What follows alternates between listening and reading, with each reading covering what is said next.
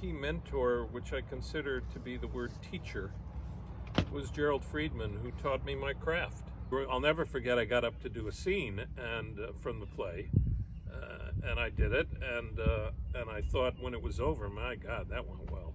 I'm going to put on my humble face now because I did great, and he's probably going to praise me. And he didn't praise me. He said, "What were you doing?" I said, "What do you mean? I was doing the scene." He said, "I understand you were doing the scene, but what were you doing?"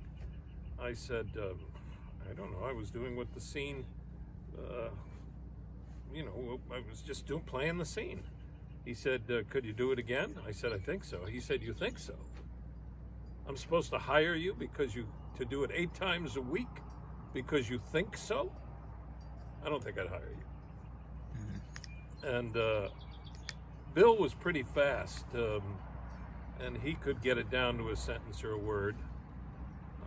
And it took me forever. I had a mountain of yellow legal paper, that was just crumbled up next to me because I'd write paragraphs and pages of what I was doing. He was trying to get me to literally do it in one word. I remember when I did, actually with Jerry Freedman at Williamstown, I was doing The Enemy of the People by Ibsen, and I was doing this hard work of trying to take these very complex things and attach them to things in my life, it was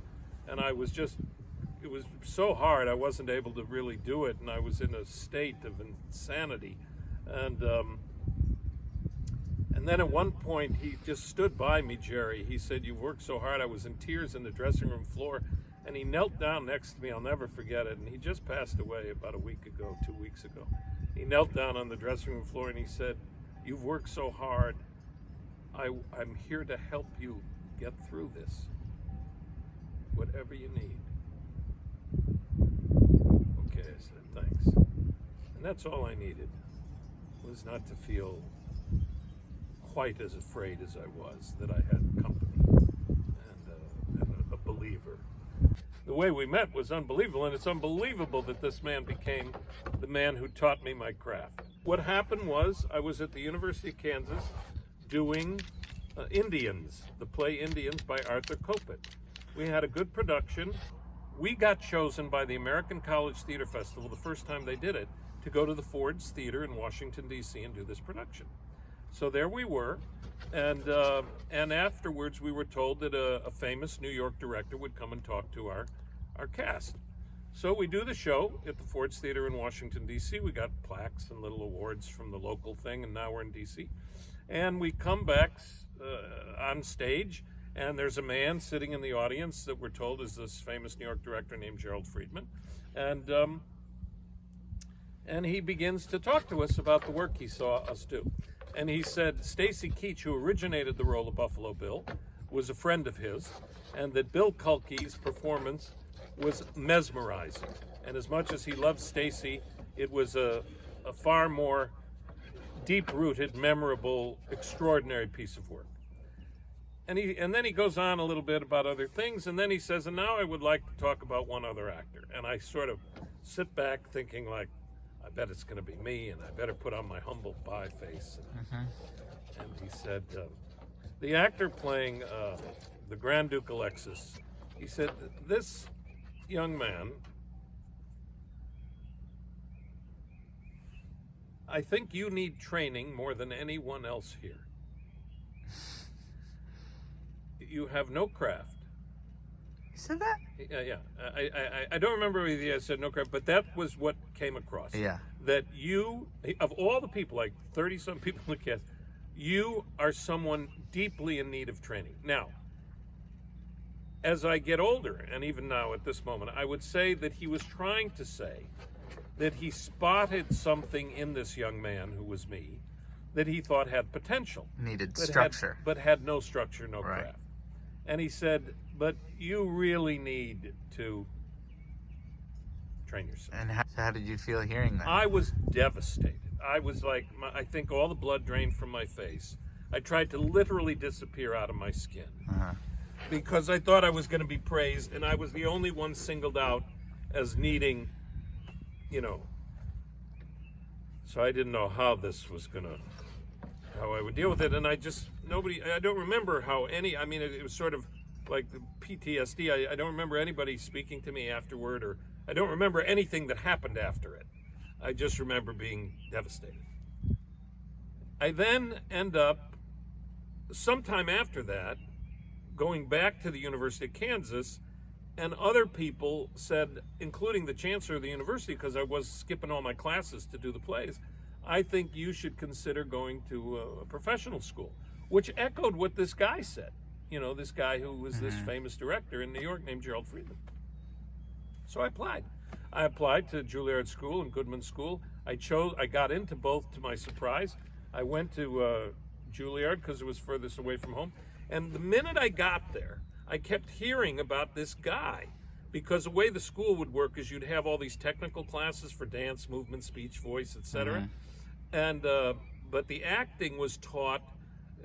You would have some scene classes like Marion Seldes would teach, but a lot of like these professional directors would come in and they'd pick a project, and then the faculty would cast the students in that project, and then you would work with this director, and that's how he would teach you. And so I heard about this guy, Jerry Freedman, but I didn't remember the guy's name at the Ford's Theater.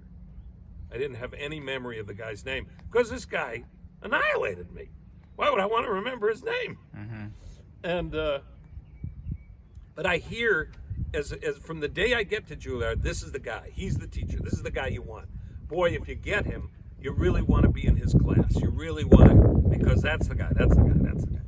We're told that our class is going to do the Duchess of Malfi by Webster, and this guy Gerald Freedman is going to direct us. He's going to direct it, and I didn't know who he was. And then somebody says that's him in the hallway, and I look at the guy, and I went, oh no.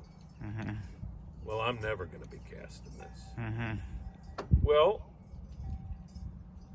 the faculty and he come to look at other things we're doing in the school, and they cast Bill Hurt and I in the two leads. He had no memory of me from this. Oh, really? Which I asked him later on. But you could tell he didn't remember? I didn't ask him for years, but I later asked him. I said, do you remember that? Do you remember this thing at the Ford Theater? You loved this actor named Bill Kulke who played Buffalo Bill. You made a comment about Stacy Teach being your friend and all that. And then there was this other actor that you criticized. He said, I do remember that, but I didn't realize it was you. Wow. And he became my dear friend. He really took me under his wing. He became my mentor, my teacher. He taught me my craft that I used my whole life, how I sing every song, how I connect, how I do everything. When we were doing Ibsen's Enemy of the People at Williamstown, this man was on his knees, literally, holding me, who was on the floor weeping, being terrified that I wouldn't be able to do it and I couldn't make it, and I was just in such a state of complete terror. Holding me like a baby, saying, you've worked so hard, how can I help you get through this? That's what he said to me. How can I help you get through this? Oh my God. What a beautiful man. What a gift he gave me. And so simple, right? So simple. To just believe in someone. And I think to know you, that maybe that's what you needed. That he, that you didn't need a complicated trick of the mind, just somebody to be there in that way. Yeah, maybe he learned that by that moment. Yeah. Yeah, probably right. And he was so kind. And then he gave me a doctorate, an honorary doctorate, which you were there. I took it very seriously. I knew that those things were given to people so that someone could speak at a graduation and, have an event. But I took it seriously because school was not my game. And I did not do well in school, any school, anywhere. And I was being honored for my life's effort up to that point. And you're being honored by your teacher and I'm being your honored friend. by my teacher. And I really, it was the only time I felt I graduated anything, and was given a certificate of my effort. And And I loved that honor.